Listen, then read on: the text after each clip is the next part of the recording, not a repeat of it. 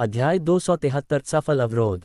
अरूप गुप्ता की तात्कालिक योजना बहुत शानदार थी, जिसने रोहित की क्षमताओं का पूरा इस्तेमाल किया और स्रोत भूत के प्रभुत्व से पूरी तरह बचा लिया। हालांकि इसमें कुछ बारीकियां कम थीं, पर 5 सेकंड में ऐसी योजना बनाना काफ़ी चतुर था। लेकिन बेहतरीन योजनाओं को भी अच्छी समझ और क्रियान्वयन की ज़रूरत होती है।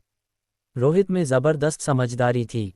हालांकि शांत स्थितियों में उसकी विश्लेषणात्मक सोच अरूप गुप्ता जितनी पैनी नहीं थी, पर योजना सुनते ही वह समझ गया कि क्या करना है। यह कोई आश्चर्य नहीं कि मंचों पर कहा जाता है कि इस स्तर के प्रेत एक शहर को नष्ट कर सकते हैं और अनियंत्रित होने पर तो वे एक देश को भी ध्वस्त कर सकते हैं। अब इसे देखने पर यह कोई अतिशयोक्ति नहीं लगती। अगर हम इसे नहीं रोक पाते और यह जयपुर शहर को छोड़कर अन्य शहरों पर हमला करता है, तो अगले शहर को विनाशकारी परिणाम भुगतने पड़ेंगे। थोड़ा सा समय मिलने पर एक देश को नष्ट करना वास्तव में मुश्किल नहीं होगा। अंकुश को छोड़कर, जो एक अपवाद है, कोई भी भूत क्षेत्र नियंत्रक जिसने किसी भूत पर नियंत्रण पाया है, वह इस चीज के लिए बस भोजन बन जाता है। यहाँ तक कि अगर मैंने पुनर्जीवित भूत को पूरी तरह से नियंत्रित कर लिया होता, तो भी मैं केवल सीधे संपर्क के लिए योग्य होता। उस अंतिम हमले को कौन झेल पाता? संचार भवन के सिग्नल टॉवर के ऊपर खड़े होकर गहन विचारों में डूबे रोहित ने अपने शरीर को प्रेत छाया से ढक लिया और फिर अपनी भूत आंख खोल दी। उसने भूत आंख को उसकी सीमा तक धकेल दिया। उस पल वह लाल रोशनी से घिरा हुआ था, जिसने आसपास के अंधेरे पर चमक डाली, पूरे क्षेत्र को लाल रंग में रंग दिया। प्रेत छाया पहले ही उसके पूरे शरीर को ढक चुकी थी। ऐसी परिस्थितियों में रोहित का शरीर एक अर्थ में एक भूत था और भूत आंख को पुनर्जीवित नहीं किया जा सकता था। मृत्यु के कगार से यह पुनरुत्थान उसके प्रेत के पुनरुत्थान के मुद्दे को एक बार फिर से हल कर गया। उसके नियंत्रण में आसपास का भूत क्षेत्र तेजी से संघनित हुआ, जिससे क्षेत्र के आतंक के स्तर को बढ़ाने के लिए कवरेज क्षेत्र कम हो गया। भूत क्षेत्र का चरम स्तर वास्तव में असाधारण था। गोवानजियांग आवासीय परिसर में वह घने अंधेरे में भी कम से कम 10 किलोमीटर को कवर कर सकता था। लेकिन यहाँ लाल रोशनी की एक किरण में संघनित होने पर भी ये केवल 1000 मीटर से थोड़ी अधिक दूरी तक फैली। नम 7 मध्य विद्यालय के प्रवेश द्वार पर अपनी सीमा तक पहुंच गई और उससे आगे नहीं बढ़ पाए। वहां का गहरा फिरोजी अंधेरा इतना घना था कि ऐसा लग रहा था जैसे वह एक ठोस रूप में संघनित हो सकता है, जिसकी मोटाई कुछ हद तक परेशान करने वाली थी। रोहित संचार टॉवर के शीर्ष पर खड़ा था, अंदर घुसने में असमर्थ। नम 7 मध्य विद्यालय भूखे भूत का गढ़ है। इसने उस जगह को एक लौह किले में बदल दिया है। प्रेत की शक्ति सबसे ज्यादा उस क्षेत्र को प्रभावित करती है और मेरी भूत क्षेत्र वहां नष्ट हो जाएगी। इतनी लंबी दूरी की तो बात ही छोड़िए। इसे हल करने का एकमात्र तरीका नम 7 मध्य विद्यालय के करीब जाना या यहाँ तक कि स्कूल लौटना है। लेकिन ऐसा करने का मतलब दुश्मन के इलाके में प्रवेश करना होगा। वह प्रेत निश्चित रूप से मेरी उपस्थिति के बारे में सतर्क होगा, साथ ही वहां समय रीसेट करने की संदिग्ध क्षमता भी है। मेरे पास कोई मौका नहीं होगा। रोहित ने माथे पर बल डाला। मैं केवल भूत आंख की क्षमताओं पर विचार कर सकता हूँ। मान लीजिए कि उस प्रेत का भूत क्षेत्र वह गहरा फिरोजी अंधेरा है और मेरा भूत आंख से निकलने वाली लाल रोशनी है। अगर उसका अंधेरा संघनित हो सकता है, तो सैद्धांतिक रूप से मेरी आंखों से निकलने वाली लाल रोशनी भी जमा होने में सक्षम होनी चाहिए। दोनों ही भूत क्षेत्र हैं, ऐसे अंतर का कोई कारण नहीं है। क्या जमा करने का तरीका गलत है? उसके विचार तेजी से दौड़े। अपनी उत्पत्ति के बाद से प्रेत एक अज्ञात रहा है, जिसका दुनिया भर में अध्ययन किया गया है, जिसमें हर भूत में अनूठी क्षमताएं होती हैं। पूर्ववृत्तों की अनुपस्थिति में किसी भी क्षमता को नियंत्रित करना टटोलने जैसा था। इसके अलावा ये टटोलना धीमा था, क्योंकि किसी भी भूत क्षेत्र नियंत्रक के लिए एक प्रेत की शक्ति का उपयोग करना आत्महत्या के समान था, और आमतौर पर कोई भी अपनी क्षमताओं का उपयोग नहीं करेगा। शायद ज्यादा आंखें होना जरूरी नहीं कि बेहतर हो। किसी कारण से रोहित ने भूत आंख के मूल मालिक के बारे में सोचा। वह 3 मीटर ऊंची विशाल छाया। उसकी इतनी आंखें नहीं थीं, बस एक। लेकिन रोहित के पास 9 थीं। शायद जमा करना भूत क्षेत्रों को ओवरलैप करने के बारे में नहीं है, बल्कि भूत आंखों को ओवरलैप करने के बारे में है। रोहित ने एक संभावना सोची। अगर पुनरुद्धार की कगार पर एक अकेली भूत आंख एक भूत क्षेत्र खोल सकती है, तो क्या होगा अगर दूसरी भूत आंख पहली भूत आंख के क्षेत्र के भीतर एक क्षेत्र खोले? एक क्षेत्र के भीतर एक क्षेत्र। रोहित को लगा कि यह एक प्रयास करने योग्य तरीका है। उसने भूत आंख को अपनी हथेली पर स्थानांतरित कर दिया, दोनों हथेलियों को भूत आंखों के साथ ओवरलैप किया और फिर लाल रोशनी जारी करने और भूत क्षेत्र बनाने के लिए पहली भूत आंख खोली। इसके बाद उसने पहले के भीतर दूसरी परत का भूत क्षेत्र खोला, इसे स्कूल की ओर निर्देशित किया। एक अकल्पनीय दृश्य हुआ। भूत क्षेत्र, जो केवल स्कूल के गेट तक ही फैल सकता था, अचानक उत्तेजित हो गया। एक शक्तिशाली खोज दीपक में बदल गया जिसने गहरे फिरोजी अंधेरे को भेद दिया और स्कूल के अंदर चमक गया। मैं स्कूल के अंदर देख सकता हूँ। रोहित का चेहरा आश्चर्य से चमक उठा। उसका प्रयास सफल रहा। भूत आंख केवल भूत क्षेत्र की एक परत के बारे में नहीं थी, प्रत्येक आंख एक परत का प्रतिनिधित्व करती थी। शायद जब 10 परतें भूत क्षेत्रों की जमा हो जाती तो वह वास्तव में भयावह भूत आंख होती। मैं केवल खेल के मैदान की स्थिति देख सकता हूँ, कक्षाएं अभी भी अस्पष्ट हैं। मुझे एक और परत जोड़ने की जरूरत है। रोहित अधिक आत्मविश्वासी हो गया, एक भूत आंख को अपने माथे पर स्थानांतरित कर दिया। फिर उसने अपनी हथेलियों को अपने सामने पार कर लिया। तीनों भूत आंखें एक पंक्ति में थीं। फिर उसने दूसरी के भीतर तीसरी परत का भूत क्षेत्र खोला। ऐसा लगा जैसे इसने किसी तरह के भयानक गुणात्मक परिवर्तन को ट्रिगर किया है। लाल रोशनी और भी चकाचौंध करने वाली थी और पूरी दुनिया खून में भीगी हुई लग रही थी, भयानक और डरावनी। ये भूत क्षेत्र प्रकाश की किरण में संघनित होने के बाद एक तेज चाकू जैसा था जो स्कूल को ढके हुए अंधेरे की परतों को सीधे फाड़ रहा था। रोहित की आंखों के सामने सब कुछ खुला पड़ा था, एक भी रहस्य छिपा नहीं था। अंधेरा अब डरने की कोई चीज नहीं थी। लगता है मैंने कुछ अविश्वसनीय शक्तियां उजागर की हैं। रोहित खुद भी कुछ हैरान था। यह अभी भी सिर्फ 3 भूत आंखों का ओवरलेइंग था। अगर यह 9 भूत आंखों का ओवरलेइंग होता तो क्या बदलाव होता? अकल्पनीय। दरअसल ये तरीका भयंकर भूतों के पुनरुत्थान के लिए बेहद उत्तेजक था, और अगर रोहित ने हेडलेस प्रेत छाया में पूरी तरह से महारत हासिल नहीं की होती तो अब तक वह खत्म हो चुका होता। भयंकर भूत की शक्ति को जितना गहरा खोदा जाता है उतना ही कोई मृत्यु के करीब होता है। केवल प्रेत छाया जिसने काम करना बंद कर दिया था ने उसे सम्मान दिया, जिसे उसके द्वारा भूत आंखों के माध्यम से नियंत्रित और दबा दिया गया था। अब मुझे देखने दो कि तुम्हारा भूत कहाँ छिपा है। रोहित ने इस क्षण आत्मविश्वास महसूस किया। उसके पास एक ताबूत की कील थी। उसे बस इस अजीब लाल रोशनी को उस भूखे भूत पर चमकाना था और फिर इस मामले को समाप्त घोषित किया जा सकता था। इस क्षण लाल रोशनी एक खोज दीपक की तरह जयपुर शहर के आकाश में स्वीपिंग अंधेरे की परतों को फाड़ती हुई दूर से स्कूल में चमकती हुई और अपने शिकार, अपने लक्ष्य की तलाश में घूमना शुरू कर दिया। किरण ने खेल के मैदान की छानबीन की, फिर शिक्षण भवन में चमक गई। यह विशेष रूप से हाल के हमले की जगह पर टिकी रही। लेकिन दुर्भाग्य से भूत वहां नहीं था। लेकिन कोई जल्दी नहीं थी। लाल रोशनी स्थानांतरित हुई, पास के प्रायोगिक भवन को रोशन करती हुई, शीर्ष मंजिल से शुरू होकर नीचे तक, मंजिल दर मंजिल, किसी भी विस्तार को छोड़े बिना खोज रही थी। रोहित उस स्कूल से बेहद परिचित था जिसमें उसने 3 साल बिताए थे। वह जानता था कि कुछ भी अनदेखा किए बिना ठीक से कैसे खोजना है। जिस भूत ने नम 7 मध्य विद्यालय को अपना डेरा बनाया था, उसे अपने क्षेत्र से बंधे होने की अनुभूति हो रही थी। अगर यह इकाई जयपुर शहर के चारों ओर घूम रही होती तो रोहित को लगा कि शहर के विशाल होने के कारण इसके स्थान का पता लगाने में 1 महीना भी पर्याप्त नहीं हो सकता था। मिल गया। अचानक रोहित की भूत आंखों द्वारा उत्सर्जित लाल रोशनी ने स्कूल के उत्तरी द्वार की दिशा से गुजरते हुए सुरक्षा कक्ष के भीतर उस भयानक आकृति को देखा। उस पर रोबो एक कफन में लिपटा हुआ, अपने मृत पीले और क्रोधित चेहरे के साथ सुरक्षा कक्ष की कुर्सी पर सीधा और कठोर बैठा था, गतिहीन, जैसे वहां प्रदर्शित एक शव, और उसका पेट अभी भी उभरा हुआ था जिसके अंदर कुछ भयावह हिल रहा था। जिस क्षण लाल रोशनी ने भूखे भूत को छुआ, उसका कठोर शरीर हिल गया और उसका सिर यांत्रिक रूप से मुड़ गया। उसकी पुतली रहित आंखें एक भूत शिशु की अनूठी क्रूरता को उत्सर्जित करती हुई रोहित की दिशा में देखा। अब समय आ गया है। रोहित अंदर ही अंदर दहाड़ा। जंग लगी ताबूत की कील उसके पास से गायब हो गई। अगले ही पल ये ताबूत की कील भूखे भूत के माथे पर दिखाई दी। यह उसमें गहराई तक धंस गई, लगभग पूरे सिर को भेदती हुई। 1 किलोमीटर से अधिक दूरी से एक निशानेबाजी हमला, एक ऐसा हमला जो लगभग तात्कालिक था, एक युद्ध पद्धति जो आधुनिक रणनीति को भूत शिकार कौशल के साथ जोड़ती थी। भले ही यह भयंकर भूत समय को पुनः आरंभ कर सकता था, ये व्यर्थ था, क्योंकि उसके पास उस तरह की पलटाव क्रिया नहीं थी। हो गया। रोहित भूखे भूत को घूर रहा था जिसका सिर छेदा गया था, ये देखने के लिए कि क्या ताबूत की कील एक भूत को कील से जड़ सकती है जैसा कि उसने अनुमान लगाया था। हालांकि सुरक्षा कक्ष के अंदर का भूत अब अपनी सारी भयावहता खो चुका था, वास्तव में एक सामान्य लाश की तरह जमीन पर गिर गया। जयपुर शहर के ऊपर का अंधेरा तेजी से छट रहा था।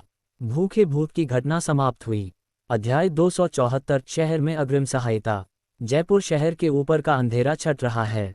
रात हो चुकी थी, 9:30 बजे का समय। जयपुर शहर के बाहर बने अस्थायी कमांड सेंटर से यह चौंकाने वाली खबर आई। लगभग 1 महीने से जयपुर शहर को घेरे हुए अंधेरा आखिरकार इस समय कम होने लगा। ये जानना जरूरी है कि शहर के बाहर मौजूद पर्यवेक्षकों ने पहले केवल अंधेरे को और घना होते और स्थिति को बिगड़ते देखा था, सुधार के कोई संकेत नहीं थे। क्या ये जानकारी भरोसेमंद है? जब ये खबर उपमंत्री अधीरा के कानों तक पहुंची तो वह अपने टैंक में अचानक जाग गईं और उठकर बैठ गईं। जल्दी करो, बाकी सभी को सूचित करो, एक आपातकालीन बैठक बुलाओ। पल भर में कमांड सेंटर के आसपास अनगिनत लाइटें जल उठीं और आराम कर रहे सभी महत्वपूर्ण कर्मियों को जगा दिया गया। 10 मिनट से भी कम समय में अस्थायी मीटिंग रूम लोगों से खचाखच भर गया। रोहित सफल हो गया, उसने स्रोत भूत को नियंत्रित कर लिया है और लगता है कि भूखे भूत की घटना फिलहाल हल हो गई है। अंधेरा गायब हो रहा है, इसलिए अब हम जयपुर शहर में लोगों को भेज सकते हैं। अरूप गुप्ता की आवाज़ संचार स्टेशन पर आई।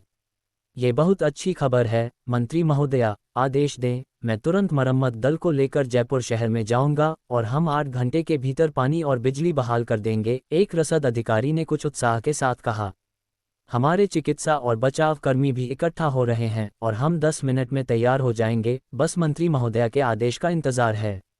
आपातकालीन आपूर्ति का पहला बैच शिपमेंट के लिए तैयार है। जब तक सड़कें साफ हैं, हम आधे घंटे के भीतर सामग्री जयपुर शहर में पहुंचा सकते हैं।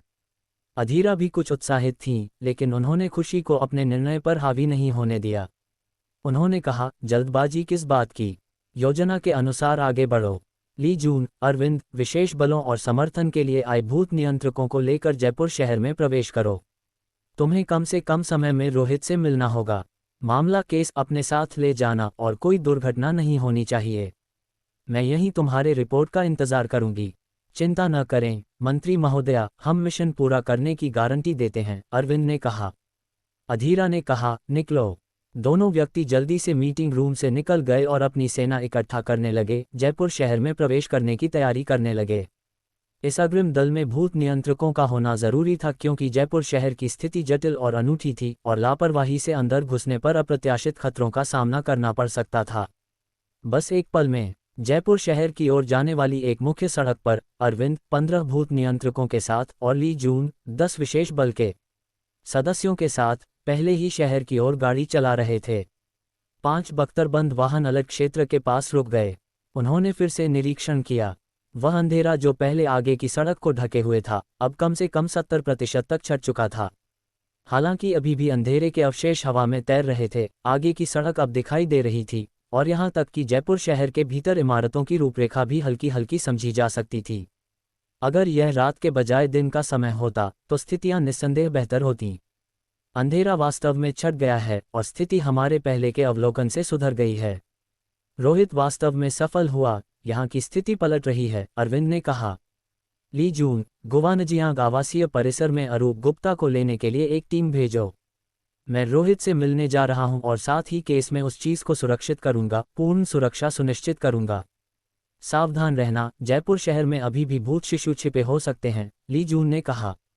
तुम भी चलो, चलते हैं। 5 बख्तरबंद वाहन जयपुर शहर में आगे बढ़े। उनकी हेडलाइट्स आगे का रास्ता रोशन कर रही थीं, अंधेरे शहर में रोशनी की एक झलक ला रही थीं।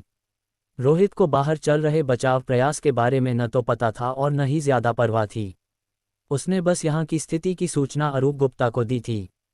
जानकारी भूत नियंत्रकों के मुख्यालय तक तेजी से पहुंचा दी जाएगी और उसे किसी अन्य मामले की चिंता करने की जरूरत नहीं थी। उस पर रोहित ने एक कुर्सी हटाई और स्कूल गेट पर बैठ गया। उसकी आंखें अभी भी सुरक्षा कक्ष के अंदर गतिहीन लाश पर टिकी थीं। परेशानी के पुनरुत्थान या अप्रत्याशित घटनाओं के डर से उसे तब तक उसकी निगरानी करनी थी जब तक कि वह सुनिश्चित न हो जाए कि प्राणी सुरक्षित रूप से नियंत्रित हो गया है। भूखे भूत की लाश जो रोगों के समान दिखती थी, जो ताबूत की कील के सिर को भेदने के बाद से गतिहीन थी, अभी भी उसी स्थिति में थी जैसे वह जमीन पर गिरी थी, एक सामान्य मृत शरीर से अलग नहीं। एक स्थिर लाश एक अच्छी लाश थी। रोहित को इसका यकीन था। अगर यह चीज अभी भी हिल सकती थी तो स्थिति फिर से बदल सकती थी।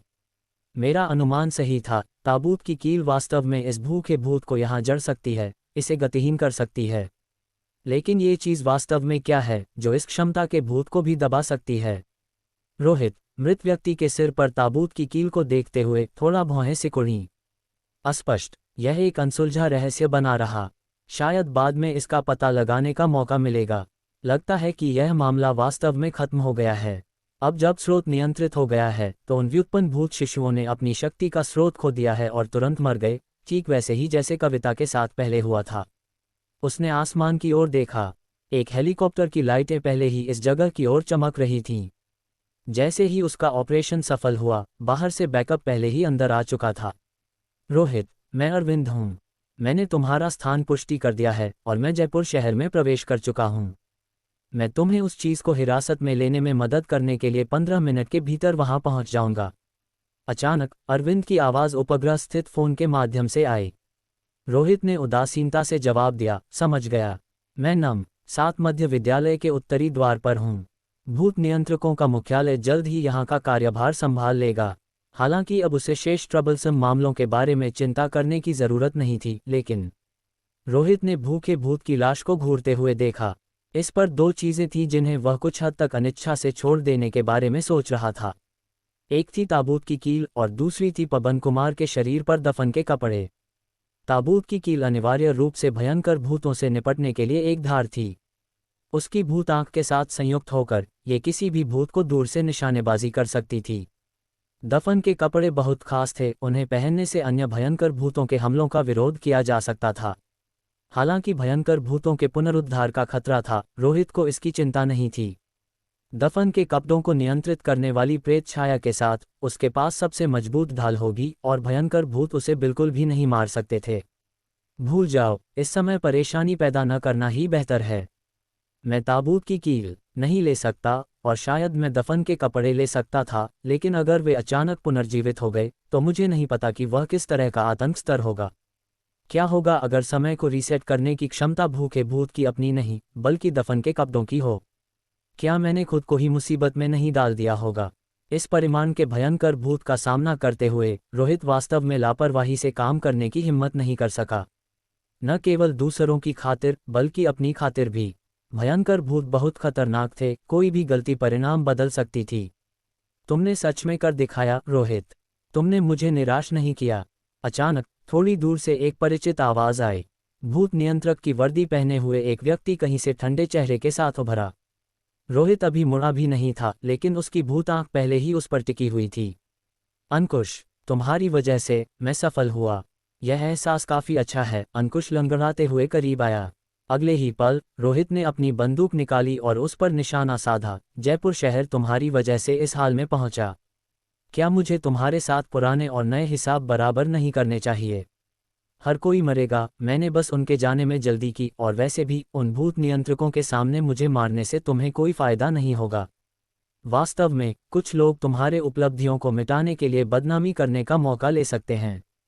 सुनो, कोई नहीं चाहता कि एक जमीनी स्तर का नायक उठे और वैश्विक स्थिति को प्रभावित करे। तुम्हें भविष्य में अतिरिक्त सावधानी बरतने की जरूरत है, अंकुश ने कहा। जितनी बड़ी योग्यता उतना बड़ा खतरा, खासकर जब तुम्हारे पास अपनी खुद की कोई शक्ति नहीं है। रोहित ने कहा, क्या तुम्हें लगता है कि मैं तुम्हारी कुछ बातों से बहक जाऊंगा? अगर तुम्हारी योजना पहले ही सफल हो चुकी है तो अब तुम सिर्फ एक साधारण व्यक्ति होगे। अगर मैं तुम्हें गोली मारता हूं तो तुम मरे हुए के समान हो। बेशक तुम्हारी गोली मुझे मार सकती है, लेकिन मैं तुम्हारे सामने नहीं हूं। मुझे अब तक स्कूल छोड़ देना चाहिए था, और पर्याप्त रूप से सुरक्षित दूरी पर। मुझे लगता है कि हम अब कभी नहीं मिलेंगे जब तक कि मैं मर न जाऊं। जैसे ही अंकुश बोला, उसका शरीर अचानक टूटने लगा, एक गहरे सियान धुंध में बदल गया जो उसी जगह विलुप्त हो गया, ठीक उन गायब होते हुए भूत शिशुओं की तरह। यह आदमी, मैं अरविंद से बाद में लोगों को उसकी तलाश करने के लिए कहूंगा। देर सबेर वह मुसीबत बनेगा। रोहित ने बंदूक नीचे रख दी और लाश की निगरानी जारी रखी। वह जानता था कि यह सिर्फ एक भ्रम था, वही सिद्धांत जो उसने भूत क्षेत्र में बनाए थे। लेकिन अब जब स्रोत भूत को नियंत्रित कर लिया गया था, गहरा सियान धुंध ढह रहा था और उसका नकली अधिक देर तक टिक नहीं सकता था। 15 मिनट जल्दी से बीत गए। कार के इंजनों की आवाज आई, कई रोशनी की किरणें इस दिशा में चमक रही थीं, जिसके बाद 2 या 3 बख्तरबंद वाहन रुक गए। लगभग 1 दर्जन भूत नियंत्रक तेजी से वाहनों से बाहर निकले, जिसका नेतृत्व अरविंद कर रहे थे। हाँ रोहित, ये बहुत बढ़िया है। मैं जानता था कि तुम सफल होगे। तुमने हमें निराश नहीं किया। तुम जयपुर शहर को बचाने वाले नायक हो, अरविंद ने खुशी से हंसते हुए उत्साह से पास आते हुए कहा। एक नायक? रोहित को अंकुश के विदाई के शब्द याद आए। कोई नहीं चाहता कि एक जमीनी स्तर का नायक उठे। उसने थोड़ी भौहें सिकुड़ी, फिर शांति से कहा, भूखे भूत की लाश अंदर है। चलो पहले उस चीज को हिरासत में लेते हैं। माफ करना, यह मेरी भूल थी। अरविंद ने तुरंत अपने आदमियों को आगे बढ़ने का आदेश दिया। नियंत्रित हो चुके भूखे भूत को हिरासत में लेना शुरू करने के लिए एक बख्तरबंद कार से एक भारी बक्सा जल्दी से बाहर निकाला गया।